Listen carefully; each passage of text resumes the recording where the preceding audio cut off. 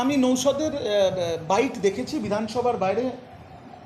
বাংলার মুখ্যমন্ত্রী মমতা বন্দ্যোপাধ্যায়ের সাথে 25 মিনিট বৈঠক করার পর তিনি ওখানে খুলে বলেছেন যে তার বিধায়ক খাদে প্রতি বিধায়কের একটা বিধায়ক এলাকা উন্নয়ন প্রকল্প বলে একটা ফান্ড থাকে, বিইউপি বলি আমরা, বিইউপি ফান্ড থাকে, সেটার তার খরচা করায় কিছু একটা অসুবিধা হচ্ছিল। তিনি তার কথাগুলো মুখ্যমন্ত্রীর কাছে রেখেছেন। মুখ্যমন্ত্রী বলেছেন তুমি তোমার লোকের জন্য সেই কাজটা করতে পারো, এই টাকাটা খরচা করতে পারো, তার জন্য তোমার যা সহযোগিতা লাগবে আমরা করব। নওশাদের মুখের কথা, আমার মুখের কথা। কারণ ওই মিটিংয়ে ভেতরে বাংলার মুখ্যমন্ত্রী এবং তৃণমূলের দলনেত্রীর সাথে নওশাদ সিদ্দিকী আইএসএফের চেয়ারপারসনের কী কথা হয়েছে সেটা ওই দুই ব্যক্তি ছাড়া এই পৃথিবীতে কেউ জানে না। তো আমি নওশাদ সিদ্দিকী সংবাদ মাধ্যমে যে বাইকটা দিয়েছি আমি সেটাই বললাম।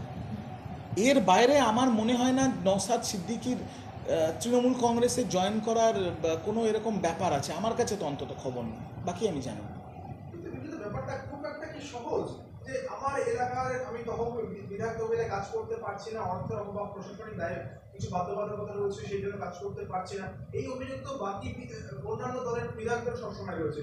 তাহলে কি মুখ্যমন্ত্রীর সঙ্গে সোজাসুজি গিয়ে এরকম বৈঠক নবান্নে, তারপরে এই এত মিনিটে যে বৈঠক হচ্ছে সেই বৈঠকে শুধুমাত্র এইটুকুনি? আবারও আপনাদের বললাম আমি, সেই বৈঠকে মুখ্যমন্ত্রী এবং নওশাদ সিদ্দিকীর মধ্যে কী কথা হয়েছে সেটা শুধু সেই দুজন ব্যক্তি জানে। পলিটিক্সকে না কখনো কখনো সোজা হিসেবে দেখা উচিত।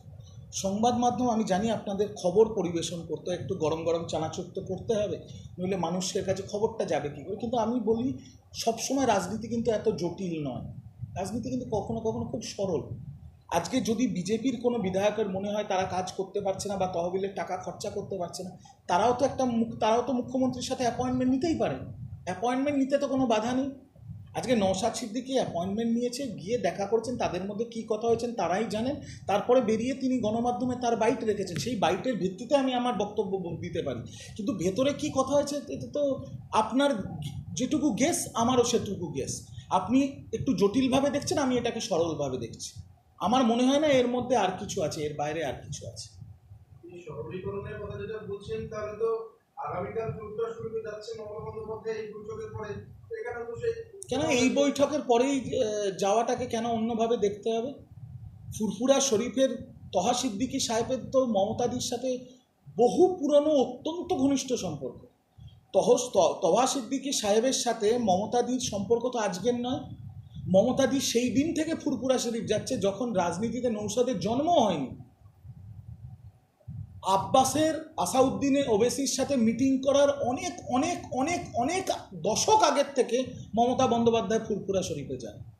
কিন্তু নওশাদের সাথে একটা মিটিং হয়েছে, তারপরে দিদিমণি ফুরফুরা শরীফে যাচ্ছে বলেই এটাকে ওই অ্যাঙ্গেলে, আবারও বলছি, একটু সহজ করে দেখতে হয় মাঝে মাঝে রাজনীতি। ভেবে দেখুন মমতাদি কবে থেকে ফুরফুরা শরীফে যাচ্ছে, তখন কিন্তু নওশাদের রাজনীতিতে জন্মই হয়নি। তো সব কিছুকে পলিটিক্যাল, আমরা জানি আমরা পলিটিক্যাল খবর করি, আমরা পলিটিক্সের লোক, কিন্তু সব কিছুর মধ্যে রাজনীতি খোঁজাটাও কোথাও না কোথাও ভুল হয়ে যায়। সব কিছুতে রাজনীতি থাকে না, কোনো কিছু কিছু বিশ্বাস, ভরসা, ভালোবাসা এবং আস্থার ব্যাপারও হয়। বিজেপি তো বলছে যে ধর্মের আইসোলেশন সেটিং করতে যাচ্ছে। এক, অতৃপ্ত আত্মাদের আর্তনাদ। দুই, মূর্খের মতো কথা।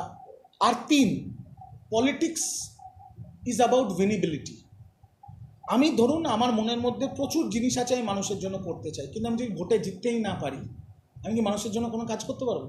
তো একটা কথা জানেন তো, everything is fair in love and war. কিন্তু এখন আজকের দিনে দাঁড়িয়ে যদি ভারতবর্ষে আপনি দেখেন, তাহলে everything is fair in love, war and politics. তো ভোটে জেতার জন্য যদি কোনো রাজনৈতিক দল অন্য কোনো রাজনৈতিক দলের সাথে কথা বলে কোনো সমীকরণ তৈরি করে, সেটা তো রাজনীতির অঙ্গ। আমি বলছি না যে আইএসএফের সাথে তৃণমূলের কোনো রকম কোনো আলোচনা হয়েছে বা জোট হবে বা কিছু, আমি কোনো এরকম কথা বলছি না, এরকম কিছুই হয়নি। আর হবে কি না সেটাও আমি জানি না, সিদ্ধান্ত নেবেন শীর্ষ নেতৃত্ব। কিন্তু যদি আমি ধরে নিচ্ছি বিজেপি যে কথা বলছে সেটা যদি ঠিকও হয়ে থাকে, তাহলে বিজেপির জ্বলছে কেন? বিজেপিও তো সিপিএমের সাথে অন্দর বৈঠক করেছিল। বিজেপি, শুভেন্দু অধিকারী তো সিপিএমের নেতাদের সাথে হলদিয়ায় ঘরের হোটেলের রুমে বসে মিটিং করেছে। বিজেপি তো কংগ্রেসের নেতাদের সাথে লোকসভা ভোটের আগে মিটিং করেছে। সেবেলায় কি? আর ভোটে হেরে যাওয়ার পরে যখন টাকা দিয়ে অন্য দলের বিধায়ক কিনে নেন, তখন রাজনীতির আইডিওলজি, রাজনীতির নৈতিকতা নিয়ে মনে পড়ে না বিজেপির নেতাদের? তো নিজের চরকায় তেল দিন। একটা জিনিস মনে রাখবেন, নিজে কাঁচের ঘরে বসে অন্যের কাঁচের ঘরে ঢিল মারতে নেই, কারণ সে যদি পাল্টা ঢিল মারে না, তাহলে দেখবেন আপনার ঘরটা ঝনঝন করে ভেঙে পড়ে যাবে। তাই আগে নিজের ঘরটা দেখুন, নিজের ঘর সামলান, পরে বাংলার কথা ভাববেন। আমাদের এই তালিকায় তো মুকুল রায়ের নামও আসে। মুকুল রায় বিজেপিতে ছিল, ওদেরও অভিযোগ বিজেপি তৃণমূল ভাঙিয়ে দিয়ে চলে গেছে। এখন পর্যন্ত মুকুল রায় বিজেপির এমএলএ কৃষ্ণবাবু ছিল। বিজেপি তো ৭৭টা বিধায়ক জিতেছিল। আজকের দিনে টেকনিক্যালি বলতে গেলে তো বিজেপির ৭৭টা বিধায়ক আছে, কিন্তু ৭৭টার মধ্যে এখন নম্বরটা ৬৫। ১২ জন বিধায়ক তো তৃণমূলে নাম লিখিয়েছে, ১২ জন বিধায়ক তৃণমূলে নাম লিখিয়েছে। আজকে যদি কোনো বিজেপির বিধায়ক, আমি তাপসী মণ্ডলের এক্সাম্পলটা নিচ্ছি, তিনি প্রেস কনফারেন্সে তৃণমূল ভবনে কি বলছেন, মানে আপনি বুঝুন শুভেন্দুর কি অবস্থা, কত বড় অকম্যের ঢেঁকি। ও নন্দীগ্রাম মেদিনীপুর থেকে লোক নিয়ে এসে বাসে করে যাদবপুরে মিছিল করছে, আর সেই সময় হলদিয়ার থেকে একটা বাস তৃণমূল ভবনে ঢুকে যাচ্ছে, সেই খবর ওর কাছে নেই। আর তাপসী মণ্ডল কি বললেন মিটিংয়ে, তিনি তো পরিষ্কার বললেন, আমি এই বিভাজনের রাজনীতি আর করতে পারছি না। কোনো ভদ্র সভ্য মানুষ যে বাংলার ভালো চায়, বাঙালির ভালো চায়, বিজেপি করতে পারবে না, এটা বাস্তব। আপনি দেখুন বিজেপি দলটা কারা করে, লম্পট, ধর্ষক, চোর চোট্টা, বদমাস, চিটিংবাজ, ধাপ্পাবাজ, গাঁজাখোর, পাতাখোর, এতেই ভরে আছে বিজেপি দলটা। কোনো ভদ্র মানুষ বিজেপি দল করতে পারবে না। বিজেপি চাইছে শান্ত বাংলাকে অশান্ত করে দাঙ্গা লাগাতে। কোনো মানুষ যার সামান্য বিবেক এখনো জীবিত আছে, সে বিজেপি দল করতে পারবে না, কারণ তার কাছে বাংলাটা বড়, বাংলার শান্তি বড়, বাংলার ধর্ম নিরপেক্ষ সংস্কৃতি অনেক বড়। সেই জন্যই তো তাপসী মণ্ডল ছেড়ে এসছে, আরও অনেক লোকে ছাড়বে। এবার দেখতে থাকুন না কি হয়, খেলা তো সবে শুরু হলো। আমরা বলেছিলাম ২১-এ খেলা হবে, আমরা ২৬-এ বলছি আবার খেলা হবে, আর এবার ভয়ঙ্কর খেলা হবে, দেখতে থাকুন। পিকচার আবি বাকি হ্যাঁ। না, ভয়ঙ্কর খেলা হবে মানে আমরা তো গণতান্ত্রিকভাবে খেলতে চাই। আমরা তো কোনোদিন হিংসার রাজনীতি করিনি। কোনো তৃণমূলের নেতাকে শুনেছেন দিলীপ ঘোষ আর ওদের মতো ফচকে নেতাদের মতো হাড় ভেঙে দেবো, পা ভেঙে দেবো, মাথা ভেঙে দেবো? আমরা বলি না এসব। আমরা মানুষের ভোট করি, আমরা মানুষের দল করি, মানুষকে নিয়ে রাজনীতি করি। আর আমি সিম্পল বলছি কেন তৃণমূল জিতছে।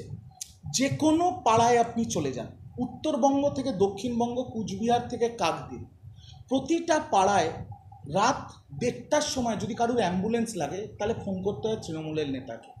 যদি কারুর বাড়িতে ভোর ৪টের সময় কেউ মারা যায়, একটা সববাহী গাড়ির জন্য ফোন করতে হয় তৃণমূল কংগ্রেস। কোভিডের সময় তৃণমূল কংগ্রেস বাড়ি বাড়ি গিয়ে রেশন দেবে, কোভিডের সময় তৃণমূল কংগ্রেস বাড়ি বাড়ি গিয়ে খাবার দেবে। মেয়ের বিয়ের রূপশ্রী করিয়ে দেওয়া থেকে, কন্যাশ্রী করিয়ে দেওয়ার থেকে, ব্যাংকের অ্যাকাউন্ট খুলিয়ে দেওয়া অবধি তৃণমূল কংগ্রেস করবে। পাড়ায় পুজো হলে তৃণমূল কংগ্রেস করবে, পাড়ায় মেলা হলে তৃণমূল কংগ্রেস করবে, কারুর সাথে কোনো প্রবলেম হলে তার সমাধানও তৃণমূল কংগ্রেস করবে। তো তৃণমূল কংগ্রেস যদি ৩৬৫ দিন ২৪ ঘন্টা মানুষের পরিষেবায় থাকে, বাংলার মানুষ তো আর শুভেন্দুর মতো মির্জাফর নয়। তাহলে ৫ বছরে একবার বাংলার মানুষ দুহাত তুলে মমতা ব্যানার্জিকে আশীর্বাদ করবে, এটাই তো স্বাভাবিক। বাংলার মানুষ তো আর শুভেন্দুর মতো মির্জাফর, বেঈমান, গদ্দার নয়। এটা আপনারা বুঝতে পারছেন না কেন? ৩৬৫ দিন ২৪ ঘন্টা আমরা পরিষেবা দিচ্ছি। আমার বাড়ির পাশে কোনো মেয়ের কলেজের অ্যাডমিশনে অসুবিধা হলে তার জন্য আমি করি, কারুর অ্যাম্বুলেন্স লাগলে আমি পাঠাই, কারুর সববাহী গাড়ি লাগলে আমি পাঠাই, কারুর রক্তের দরকার পড়লে আমি ব্লাড কার্ড দিই, কারুর রেসিডেন্সিয়াল সার্টিফিকেট, ইনকাম সার্টিফিকেটে অসুবিধা হলে আমি কাউন্সিলর ম্যাডামকে ফোন করে বলি, দিদি একটু করে দাও, ওর কলেজের অ্যাডমিশন আছে। তো ২৪ ঘন্টা যদি আমি এই পরিষেবাটা দিই, তো আমার এই জায়গাটা থেকে বিজেপি জিতবেটা কী করে? কী করে জিতবে? এটা হয় নাকি কখন?